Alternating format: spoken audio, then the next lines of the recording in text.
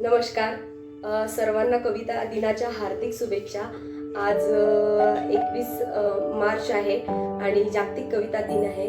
तर त्या निमित्ताने मी कालच एक कविता लिहिली त्या स्त्रीबद्दल, जे नवरा बायकोचे डिस्प्यूट झाल्यानंतर त्या स्त्रीचा जो संघर्ष असतो, ती गुन्हेगार आहे नाही आहे हे माहीत न करता जेव्हा जग समाज तिला गुन्हेगार समजतो, तर त्यावेळेस तिचं स्ट्रगल काय असते, तर हे मी थोडंसं लिहिण्याचा प्रयत्न केला आहे. होप सो तुम्हाला सर्वांना आवडेल. तर तेव्हा माझी मीच होती. माझ्या पडत्या वेळेला मी सामोरे गेली आहे, समोर जात गेली, सहन करत गेली, तेव्हा माझी मीच होती.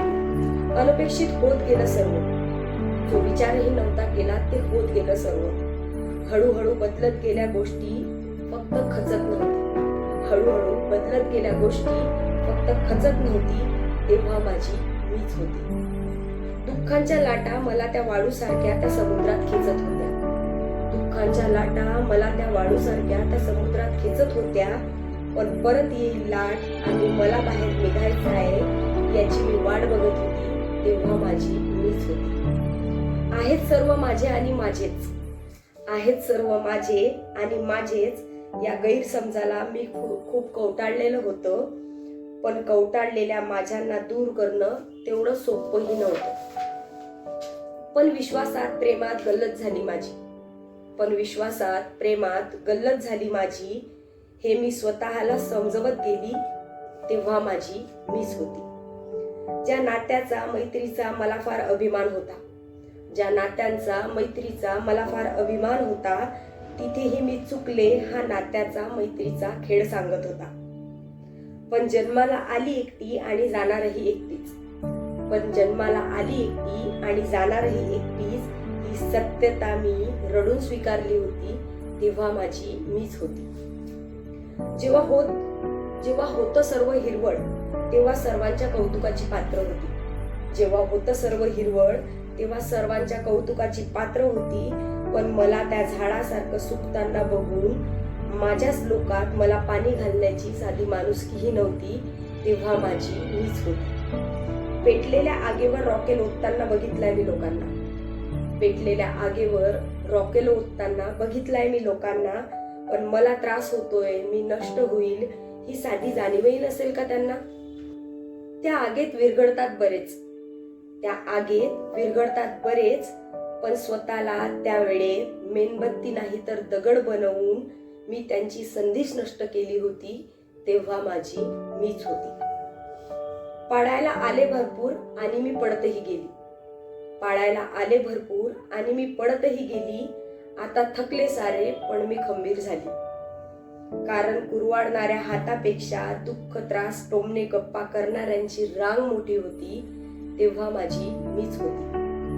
आधीसारखी नाही मी आता, आधीसारखी नाही मी आता. भावना, मन, शांतता, सहनशीलता, दुःख, एकटेपणा, मला बघत असलेल्या लोकांच्या घाण नजरा, बाजूला असलेली नकारात्मकता, याला मी गिळलं आहे. आणि नाही म्हणण्याची कला मला पूर्ण अवगत झाली होती, जेव्हा माझी मीच होती. चला आता पैज लावूया, मला पाडून बघा मी पडते का पाहूया. चला आता पैज लावूया, मला पाडून बघा मी पडते का पाहूया. कारण आता मी तुम्हाला चालवणार, राहसाल माझ्यातच एवढ्या जिद्दीने पेटणार. सत्याची एकदा काय होईना पण सर्वांना ओळख करून द्यायची होती, तेव्हा माझी मीच होती. त्या कर्माचा फेरा तुम्हालाही बघायचा आहे, तो चुकत नाही कोणाला हे तुम्हाला तर माहीतच आहे. माझी वेळ गेली आता तुमची येणार आहे, माझी वेळ गेली आता तुमची येणार आहे. ज्यांनी जे दिलंय त्याला ते परत द्यायची मी देवाला प्रार्थना केली होती, तेव्हा माझी मीच होती. पण आली वेळ तर द्या मला आवाज, देईल मी तुम्हाला मनापासून आधार. पण आली वेळ तर द्या मला आवाज, देईल मी तुम्हाला मनापासून आधार. माझी मैत्री, माझे नाते, माझे माणसं, यांना मी मानते जसं मी मानत होती. तुम्ही गेलेलात निघून पण मी तिथेच उभी होती, तेव्हा मी माझीच होती. तर प्रत्येकाला आपला लढा स्वतःलाच लढावा लागतो. सरते शेवटी नाते होते हे नाममात्र असतात आणि बऱ्याचशा स्त्रिया आहेत ज्याचे दुःख न बघण्यासारखे पण असतात, पण त्या ठिकाणी मदतीचा हात कोणी करत नाही आणि मदतीचा हात करणाऱ्यांच्या मनात सुद्धा कुठेतरी स्वार्थ असतं. ह्या त्यांचे ते प्रॉब्लेम्स प्लस समाजाचे प्रॉब्लेम्स तर ती चाहीकडून घेरल्या जात असते ती स्त्री. तर खराच अशांबद्दल फार सहानुभूती आहे मला आणि पण स्त्री स्ट्रॉंग आहे याचा गर्वही आहे मला.